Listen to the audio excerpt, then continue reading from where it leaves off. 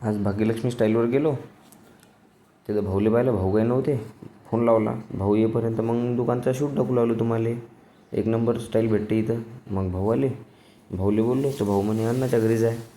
अण्णाच्या घरी आलो, तिथं नळ होते लावायचे न कमोड शीटचे कनेक्शन होते थोडेसे करायचे.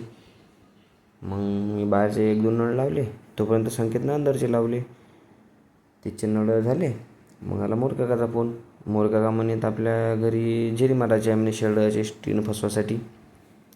मग झेरी मारता मारता फुटला पाईप फुटला. दादाला म्हणलं आहे तेवढं फोडून ठेव, आम्ही मटेरियल घेऊन येतो. मग आलो नितीन भाऊजवळ. नितीन भाऊला सांगितलं 2 कपलर आणि एक सोल्युशन द्या.